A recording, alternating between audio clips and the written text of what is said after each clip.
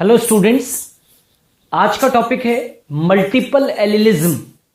इसको हिंदी के अंदर बहुयुग्म विकल्पता कहते हैं, राइट। और पहले आपको बहुयुग्म विकल्पता को यदि आप समझना चाहते हैं तो पहले आपको युग्म विकल्पी क्या होता है उसके बारे में जानकारी होनी चाहिए। युग्म विकल्पी का मतलब होता है एलील। पहले यह जाने कि एलील क्या होता है तो ही आपको बहुयुग्म विकल्पता या मल्टीपल एलिलिज्म बेटरली समझ में आएगा। देखिए, एक ही जीन के दो विपरीत स्वरूपों को हम क्या कहते हैं? युग्म विकल्पी कहते हैं। एक जीन के जो दो विपरीत स्वरूप होते हैं, एक जीन के जो दो विपरीत स्वरूप होते हैं उसे ही हम क्या कह देते हैं? युग्म विकल्पी कह देते हैं। जैसे फॉर उदाहरण के तौर पर capital T small T, capital R small R, capital Y small Y, तो ये बेसिकली क्या है? युग्म विकल्पी हैं। तो एक जीन के जो दो विपरीत स्वरूप होते हैं उन्हें हम क्या कह देते हैं? युग्म विकल्पी कह देते हैं। जैसे आप देख सकते हैं कैपिटल टी और स्मॉल टी, तो ये क्या चीज है? टॉल। ये क्या चीज है? ड्वार्फ, यानी कि लंबा और बोना। ये क्या है? राउंड एंड रिंकल्ड, यानी कि गोल और झुर्रीदार। और ये क्या है? येलो एंड ग्रीन, पीला और हरा। तो ये क्या है? युग्म विकल्पी जीन है। अब आपको यह मालूम होना चाहिए कि मेंडल ने जो परिकल्पना दी थी, मेंडल की जो हाइपोथेसिस थी वो इस बात के ऊपर थी कि मेंडल ये कहता था कि एक जीन के अधिकतम कितने युग्म विकल्पी हो सकते हैं? अधिकतम कितने युग्म विकल्पी होते हैं? दो युग्म विकल्पी होते हैं। मतलब मेंडल ये कहना चाहता था कि मान लीजिए कि कोई एक लक्षण है, जैसे कि एक लक्षण है पादप की लंबाई, तो उस पादप की लंबाई के लिए अधिकतम कितने युग्म विकल्पी हो सकते हैं? दो हो सकते हैं, एक लंबा और एक बोना। मान लीजिए कि एक लक्षण हम लेते हैं बीज की आकृति, तो यदि मेंडल के अनुसार चले तो बीज की आकृति के लिए दो युग्म विकल्पी अधिकतम हो सकते हैं, एक गोल तो दूसरा झुर्रीदार, यानी कि राउंड एंड रिंकल्ड। यानी कि मैं कहना चाहता हूं कि मेंडल की हाइपोथेसिस के अकॉर्डिंग एक जीन के अधिकतम कितने युग्म विकल्पी हो सकते हैं? दो हो सकते हैं, not more than to.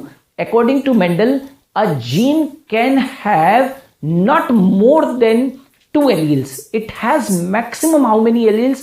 Two alleles. यानी कि एक जीन के अधिकतम कितने युग्म विकल्पी होते हैं? दो होते हैं। एक लक्षण के लिए एक जीन के अधिकतम दो युग्म विकल्पी होते हैं। जैसे कि पादप की लंबाई तो लंबा और बोना, बीज की आकृति तो गोल और झुर्रीदार। ओके, अब यहां पर देखिए, फिर मेंडल के बाद में मेंडल ने जो अपना काम किया था उसके बहुत बाद में बैटसन ने काम किया था। तो बैटसन के अनुसार, बैटसन जो है उसने मॉडर्न जेनेटिक्स के बारे में बताया था। तो बैटसन के अनुसार एक जीन के दो से अधिक युग्म विकल्पी हो सकते हैं। According to Bateson a gene can have more than two alternative forms. Mendel कहता था कि एक जीन के अधिकतम दो युग्म विकल्पी हो सकते हैं, लेकिन बैटसन ये कहता है कि एक जीन के दो से अधिक युग्म विकल्पी हो सकते हैं। और जब एक जीन के दो से अधिक युग्म विकल्पी होते हैं तो हम इस फिनोमिनन को, इस प्रोसेस को क्या कहते हैं? बहुयुग्म विकल्पता कहते हैं, यानी कि इसे मल्टीपल एलिलिज्म कहते हैं। बात समझ में आ रही है आपको? That is known as when a gene is having more than two alternative forms, then it comes under the category of multiple allelism. जब एक जीन के, बैटसन के अनुसार, जब एक जीन के दो से अधिक युग्म विकल्पी होते हैं तो उसको बहुयुग्म विकल्पता कहते हैं, मल्टीपल एलिलिज्म कहते हैं। अब प्रश्न उठता है कि ये बहुयुग्म विकल्पी या जीनों का उत्पन्न होना या बहुयुग्म विकल्पता का उत्पन्न होने का कारण क्या है? तो बहुयुग्म विकल्पता यानी कि मल्टीपल एलिलिज्म के उत्पन्न होने का सबसे बड़ा जो कारण है वो है उत्परिवर्तन। उत्परिवर्तन जानते हैं आप? उत्परिवर्तन क्या होते हैं? अचानक होने वाले परिवर्तन, यानी कि म्यूटेशंस के कारण जो है वो बहुयुग्म विकल्पता उत्पन्न होती है। अब हम आगे बहुयुग्म विकल्पता के बारे में डिटेल पढ़ें उससे पहले आपको यह मालूम होना चाहिए कि भले ही एक जीन के दो से अधिक युग्म विकल्पी हैं, लेकिन आपको यह क्लियर होना चाहिए कि जितने भी युग्म विकल्पी जीन होते हैं, जितने भी मल्टीपल एलील्स होते हैं, राइट, वो गुणसूत्र पर एक ही लोकस पर पाए जाते हैं। यानी कि गुणसूत्र पर अलग अलग स्थितियों पर नहीं पाए जाते हैं, ये गुणसूत्र पर एक ही लोकस के ऊपर पाए जाते हैं, क्रोमोसोम के ऊपर एक ही लोकस के ऊपर पाए जाते हैं। आपको मैं बता दूं कि लोकस का मतलब क्या होता है, the point on the chromosome where genes are present, the point on the chromosome where genes are present is called as what, locus. Locus वह स्थान है गुणसूत्र के ऊपर, क्रोमोसोम के ऊपर, जहां पर कि क्या पाए जाते हैं, जीन्स पाए जाते हैं। तो मैं ये कहना चाहता हूं कि भले ही एक जीन के 2 से अधिक युग्मविकल्पी हों, लेकिन ये जो युग्मविकल्पी जीन होते हैं इनका कैरेक्टरिस्टिक फीचर है कि ये क्रोमोसोम्स के ऊपर अलग अलग लोकस के ऊपर नहीं पाए जाते हैं, ये एक ही लोकस के ऊपर पाए जाते हैं, और इसीलिए इनके बीच में जो जीन विनिमय है यानी कि जो क्रॉसिंग ओवर है वो नहीं होता है। यदि ये क्रोमोसोम के ऊपर अलग अलग लोकस के ऊपर पाए जाते तो इनके बीच में क्या हो जाता, क्रॉसिंग ओवर हो जाता, राइट। तो आपसे यदि क्वेश्चन पूछा जाए कि क्या मल्टीपल एलील्स के बीच में क्रॉसिंग ओवर पॉसिबल है क्या, तो आप कहोगे नहीं, क्रॉसिंग ओवर पॉसिबल नहीं है। क्यों? क्योंकि जितने भी मल्टीपल एलील्स होते हैं, बहुयुग्मविकल्पी जीन होते हैं, वो क्रोमोसोम के ऊपर एक ही लोकस के ऊपर पाए जाते हैं। ओके, अब थोड़ा सा हम बढ़ते हैं आगे कि यदि हम युग्मविकल्प बहुयुग्मविकल्पता को पढ़ना चाहते हैं तो सर्वश्रेष्ठ उदाहरण क्या है, तो मानवों के अंदर, ह्यूमन बींग्स के अंदर जो एबीओ रक्त समूह होते हैं, राइट, एबीओ ब्लड ग्रुप्स, आप जानते हैं ना कि ह्यूमन बींग्स के अंदर एबीओ ब्लड ग्रुपिंग सिस्टम पाया जाता है, यानी कि ह्यूमन बींग्स के अंदर 4 ब्लड ग्रुप होते हैं, ए, बी, एबी और ओ। तो ये जो ह्यूमन बींग्स के अंदर एबीओ ब्लड ग्रुप्स हैं, ये जो ब्लड ग्रुप्स की जो वंशागति होती है, इनहेरिटेंस होती है, मानवों के अंदर एबीओ रक्त समूह की जो वंशागति होती है, इनहेरिटेंस होती है, वो सबसे बढ़िया एग्जाम्पल है किसका, बहुयुग्म विकल्पता का उदाहरण है। ओके, और ये ध्यान रहे कि ह्यूमन ब्लड ग्रुप्स जो हैं वो ना केवल बहुयुग्म विकल्पता के या मल्टीपल एलिज्म के उदाहरण है, जबकि ये सह प्रभाविता का भी एक बहुत अच्छा उदाहरण है। इसीलिए मैंने हेडिंग के साथ में बहुयुग्म विकल्पता के साथ में ऑब्लिक करके क्या लिख रखा है, सह प्रभाविता, कोडोमिनेंस, यानी कि मानव के जो रक्त समूह है, एबीओ रक्त समूह, वो न केवल बहुयुग्म विकल्पता का बहुत अच्छा उदाहरण है, जबकि ये सह प्रभाविता का भी उदाहरण है। मैं अभी जब डिस्कशन करूंगा तो आपको यह भी प्रूव करूंगा कि यहां पर ब्लड ग्रुप्स के अंदर, ह्यूमन ब्लड ग्रुप्स के अंदर न केवल बहुयुग्म विकल्पता देखने को मिल रही है, अपितु सप्रभाविता यानी कि कोडोमिनेंस भी देखने को मिलती है। तो पहली बात तो आप ये क्लियर कर लें कि कभी भी पूछा जाए आपसे एग्जाम्स के अंदर मल्टीपल एलिलिज्म का सबसे बढ़िया उदाहरण क्या है, तो मल्टीपल एलिलिज्म का सबसे बढ़िया जो उदाहरण है वो क्या चीज है, एबीओ रक्त समूह।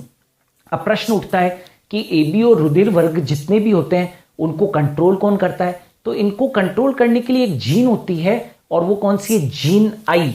ओके, इनको कंट्रोल करने के लिए एक जीन होती है और वो कौन सी है, जीन आई है।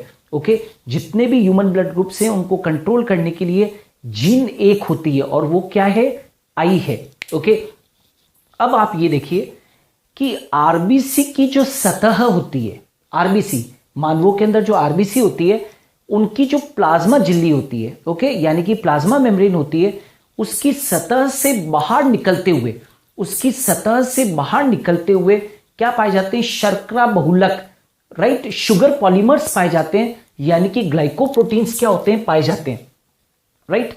आरबीसी, मैं फिर से बोल दूं, ह्यूमन बींग्स के, देखिए ये सबसे इंपॉर्टेंट पॉइंट है, तो ही आगे की चीजें समझ में आएगी। जो ह्यूमन बींग्स का जो ब्लड है उसके अंदर जो आरबीसीज है उनकी सरफेस यानी कि उसकी प्लाज्मा झिल्ली की जो सतह होती है, उस सतह से बाहर निकलते हुए, आरबीसी की सतह से बाहर निकलते हुए कुछ शुगर पॉलीमर्स होते हैं, और वो जो शुगर पॉलीमर्स होते हैं यानी कि शर्करा बहुलक होते हैं, यानी कि जो ग्लाइकोप्रोटीन्स होते हैं, राइट, वो कौन से होते हैं, तो बेसिकली वो और कुछ भी नहीं है, वो क्या है, ए और बी टाइप के होते हैं, जिनको कि हम एंटीजन ए और एंटीजन बी भी कहते हैं। अभी कुछ ही देर में मैं उनके बारे में बताऊंगा। वो जो प्लाज्मा झिल्ली की सतह से बाहर निकलते हुए शर्करा बहुलक होते हैं ना आरबीसी की सतह के ऊपर, यानी कि जो ग्लाइकोप्रोटीन्स होते हैं, वो और कुछ भी नहीं है, वो एंटीजन ए और एंटीजन बी होता है, यानी कि प्रतिजन ए और प्रतिजन बी होते हैं। ओके, तो आपको कंफ्यूजन नहीं रखना है। बेसिकली आरबीसी की सतह के ऊपर जो ए और बी एंटीजन होते हैं वो और कुछ भी नहीं है, वो क्या है, शर्करा बहुलक है, शुगर पॉलीमर है, यानी कि क्या है, ग्लाइकोप्रोटीन से। और इस बहुलक का प्रकार क्या होगा ना, क्वेश्चन उठता है कि आरबीसी की सतह से, आरबीसी की प्लाज्मा झिल्ली से बाहर निकलते हुए जो शर्करा बहुलक या जो ग्लाइकोप्रोटीन्स होते हैं उनका प्रकार क्या होगा, इसका जो नियंत्रण है उन ग्लाइकोप्रोटीन्स का प्रकार क्या होगा, इसका जो नियंत्रण है वो जिस जीन के द्वारा होता है वो कौन है, जीन आई है। जस्ट नाउ अभी मैंने कहा था ह्यूमन ब्लड ग्रुप्स का जो नियंत्रण करने वाली जो जीन है वो कौन है, जीन आई है।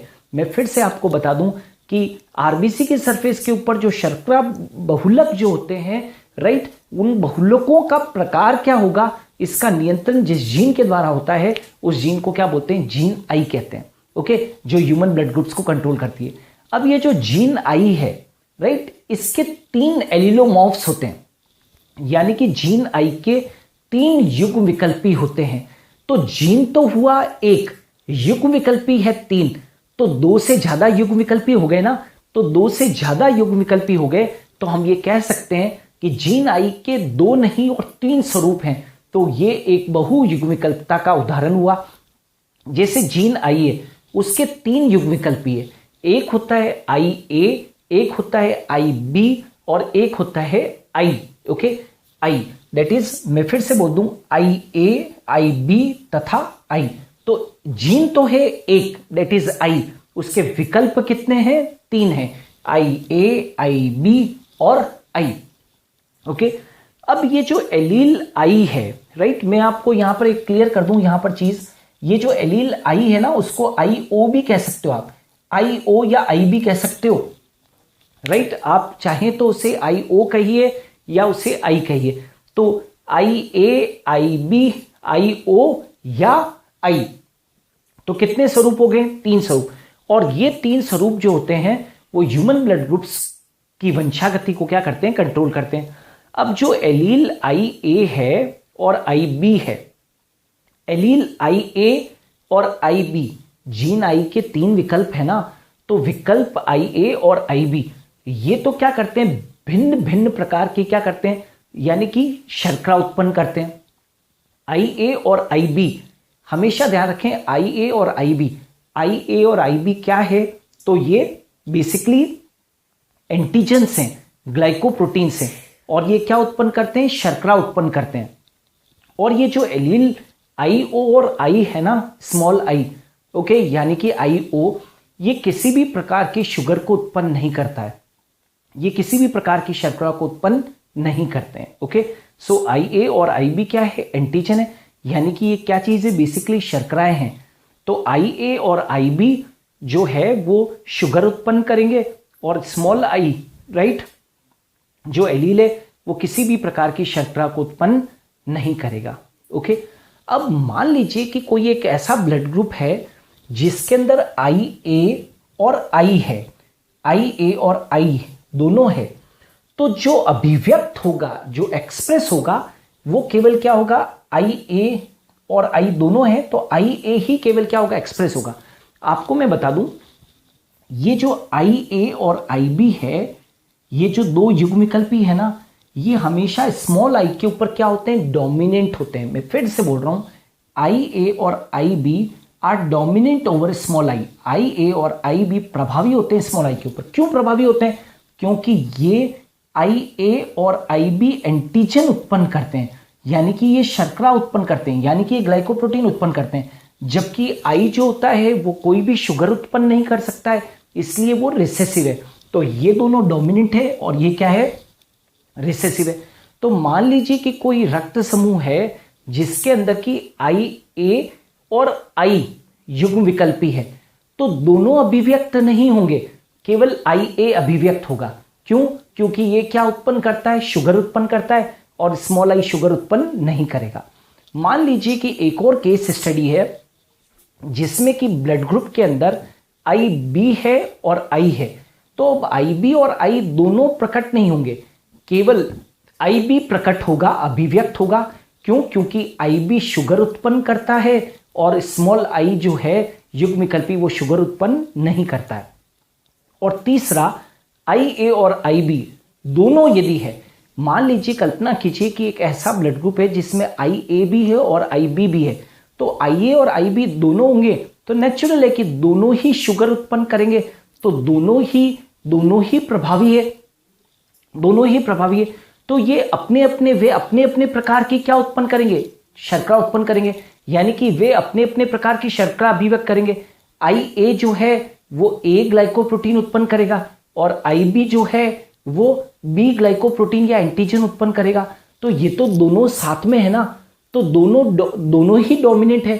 तो हम ये कह सकते हैं कि आई ए और आई बी दोनों जिस शर्करा समूह में होंगे तो ये दोनों एक्सप्रेस होंगे, और कोई भी जब चीज दोनों एक्सप्रेस होती है तो हम उसके लिए वर्ड यूज करते हैं सहप्रभाविता, कोडोमिनेंस। इसलिए तो कहते हैं कि आई ए और आई बी वाला जो ब्लड ग्रुप होता है, ऐसा ब्लड ग्रुप जिसमें आई ए और आई बी दोनों है, वो कौन सा है, ए बी ब्लड ग्रुप है। और इसीलिए तो A B blood group represent the best example of codominance.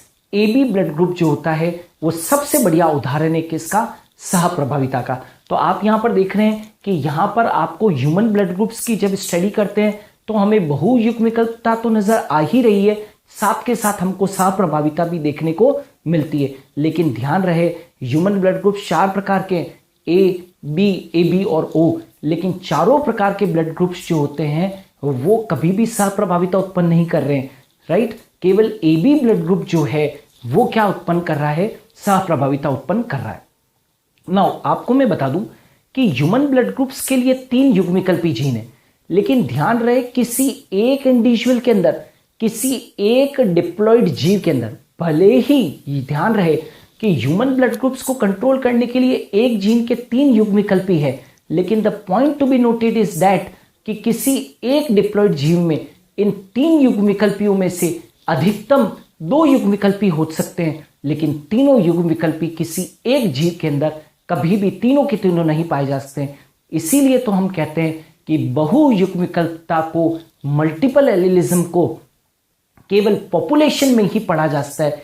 यदि हम बहुयुग्मविकल्पता को किसी एक डिप्लॉयड जीव में, किसी एक द्विगुणित जीव में पढ़ना चाहें तो पॉसिबल नहीं है, क्योंकि एक डिप्लॉयड जीव के अंदर अधिकतम 2 युग्मविकल्पी यानी कि अधिकतम 2 एलील्स हो सकते हैं, तीनों के तीनों एलील नहीं हो सकते। ओके, अब हमें साथ के साथ, क्योंकि जब हम लोग बहुयुग्मविकल्पता पढ़ रहे हैं तो हमें यह भी मालूम होना चाहिए कि बहुयुग्मविकल्पता के अंदर हमने जो एग्जाम्पल दिया है ह्यूमन ब्लड ग्रुप्स का, उस ह्यूमन ब्लड ग्रुप्स को कितने जीनोटाइप कंट्रोल करते हैं, कितने जीनोटाइप्स कंट्रोल करते हैं, टोटल कितने जीन प्ररूप कंट्रोल करते हैं। तो आइए यहां पर देखते हैं कि ह्यूमन ब्लड ग्रुप्स को 6 जीनोटाइप्स कंट्रोल करते हैं। ओके, यहां पर मैं लिख देता हूं कि ह्यूमन ब्लड ग्रुप्स को 6 जीनोटाइप कंट्रोल करते हैं। ह्यूमन ब्लड ग्रुप्स को कितने जीनोटाइप कंट्रोल करते हैं, 6 जीनोटाइप कंट्रोल करते हैं। कैसे, तो यहां पर मैंने देखिए एक टेबल बनाया और इसको मैंने यहां पर लिखा रक्त समूह, राइट, ब्लड ग्रुप, और यहां पर मैंने लिखा जीनोटाइप, यहां पर मैंने लिखा जीनोटाइप। ऑलराइट, अब मान लीजिए कि सबसे पहला ब्लड ग्रुप लिखा मैंने ए ब्लड ग्रुप। मान लीजिए कि मेरा ब्लड ग्रुप ए है, तो मेरे अंदर कितनी संभावनाएं हैं। मान लीजिए कि एक जीव जो होता है वो कैसा होता है, डिप्लॉयड होता है, तो उसके अंदर 2 तरीके की संभावनाएं, या तो उसके अंदर आई ए कॉम्बिनेशन होगा, या फिर क्या होगा, आई ए और आई ओ, राइट। आई ओ बोले तो क्या चीज, स्मॉल आई, ओके, आई भी कह सकते हो। तो देखिए ए ब्लड ग्रुप है तो उसके अंदर जीनोटाइप 2 है, या तो होगा आई ए और आई ओ। ओके, अब मान लीजिए कि किसी का रक्त समूह बी है, तो क्या होगा, 2 कॉम्बिनेशन हो सकते हैं, आई बी या आई ओ।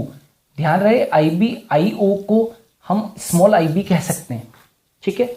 अब मान लो कि किसी का रक्त समूह ए बी है, तो उसके अंदर तो ए और बी दोनों होंगे, तो ये क्या हो जाएगा, आई ए और IB और O रक्त समूह है, O यदि रक्त समूह है तो क्या होगा, केवल क्या होगा, IO और I। तो A ब्लड ग्रुप के लिए 2 जीनोटाइप है, B ब्लड ग्रुप के लिए 2 जीनोटाइप है, 4 हो गए। AB ब्लड ग्रुप के लिए 1 जीनोटाइप है, O के लिए क्या है, 1 जीनोटाइप है। ओके, तो यहां पर क्या होगा, आप यूं कह सकते हो कि IB और IO और I।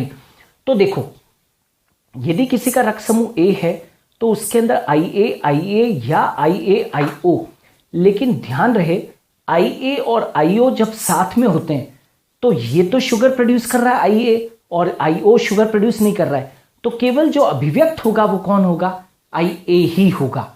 ओके, IB में देखो IB या IB IO, तो B और I दोनों साथ में, तो एक्सप्रेस कौन हो रहा है, केवल B, क्योंकि B क्या कर रहा है, शुगर प्रोड्यूस कर रहा है, IB शुगर प्रोड्यूस कर रहा है, एंटीजन प्रोड्यूस कर रहा है, और IO कोई भी शुगर प्रोड्यूस नहीं कर रहा है, तो अभिव्यक्त कौन होगा, केवल B।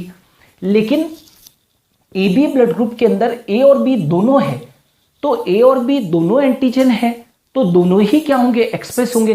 तो इसीलिए तो कहते हैं कि AB रक्त समूह जो है वो कोडोमिनेंस का बहुत बढ़िया उदाहरण है। कोडोमिनेंस बोले तो सहप्रभाविता का बहुत बढ़िया क्या है, उदाहरण है, राइट।